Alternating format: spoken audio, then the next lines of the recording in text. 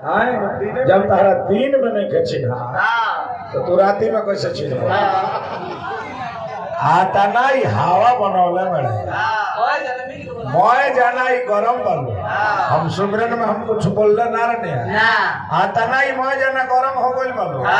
उतना तक कोनो पहले उठे के पड़ी गरम होली से तो ना बोले हाउ एगो लड़का बाटे ठीका कइले बड़ा आता नहीं माइक पर गंदा बात बोलता कहता जे अब देखी मर देता रहे तारा लोग लइकन से गाओ तारा लोग यही से तारा लोग के मति गति तारा लोग के बिगड़ गेल तारा लोग के बोले के तरह के लुरिए नहीं खे ऐसी बानी बोलिए मन का आपा खोए और इनको शीतल करे आप हो शीतल हो व्यास के क्वेश्चन बोले के चाहिए और सजिंदा लोग के क्वेश्चन बोले के चाहिए अब तो बोलने वाले हम ना बोलब तो लोग कहे जे बुढ़ावा खत्म बा आई बन जी आई कहता रहे जे भूत धरता सनो मुर्गा लेगा सांड लेगा और मैं घाटा के कहता जब बुढ़ा व्यास के गाना लेगा काहे बढ़वे लगा हमरा गाना ना लगो ये तो भाग जा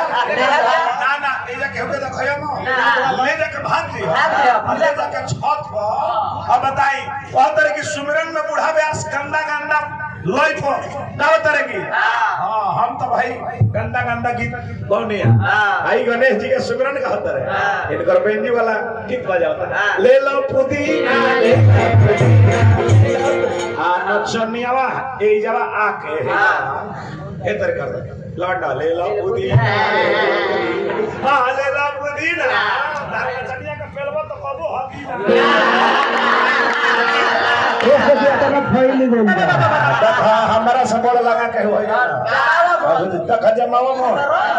भिखारी बाबा के धरती पाई बड़ा तो भिखारी बाबा के गीत गौला तो हम भाई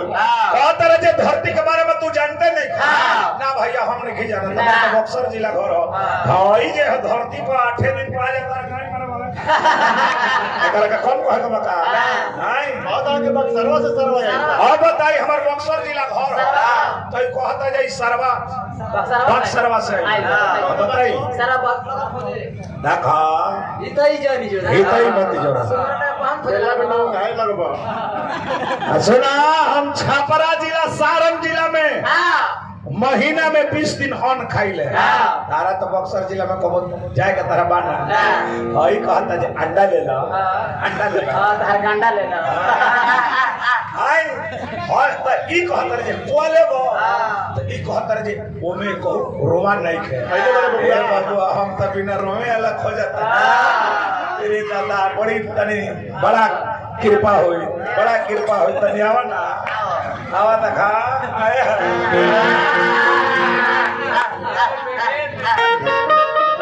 ऐसे ने ब्यास गाना बजाना के नरक में ढकेल दिले तो ब्यास हो कुछ ना तो कुछ ना हो एगो हम गायकी पर आज के समय पर हम एगो गीत गाई अब तब एगो भिखारी बाबा के एगो गीत गाई अब तब एगो लइकन लायक एगो गजल गाई प्यार के गम लगी हमनी के तय घरी ब्यास लोग कैसन सांप छुछुनर के हाल भइल बा अगर पुरनका गीत नहीं खगावत 2-4 लाइन चौपाई दोहा नहीं खको तो पुरनिया चाचा लोग हमनी के गाड़ी देला ए बुढ़ा ब्यास बैठो रात भर ये होई का गावत रहो ए कहू तारा चौपाई दोहा नहीं खैया अगर पुरनिया चाचा लो लायक ना गइल त ई लो हमनी के गाड़ी देला अगर नायका भाई लो लायक अगर ना गइल त ई लो गाड़ी देला चला हो चला अभी लगले काथा गावे अभी लगले जानकार बने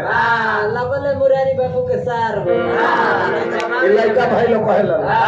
परसों दिन हमार प्रोग्राम रहे हाजीपुर एगो रामायण के चौपाई कहनी कि रघुकुल रीत सदा चली आई तले दू गो लइका गमछी झाड़ी का कहता रस चला हो चला एकरा आगा ही तवा कुछ एगो आज के माहौल पर हमरा से गीत सुनो चिकोरा मत हावा मत बनाओ आहा भैया पहले के गायकी का रहे गायत्री बाबा धुरान का था महेंद्र मिश्र अरे महाराज पहले के गायकी का रहे तू हमरा के चौपाई कह के हरा दी तो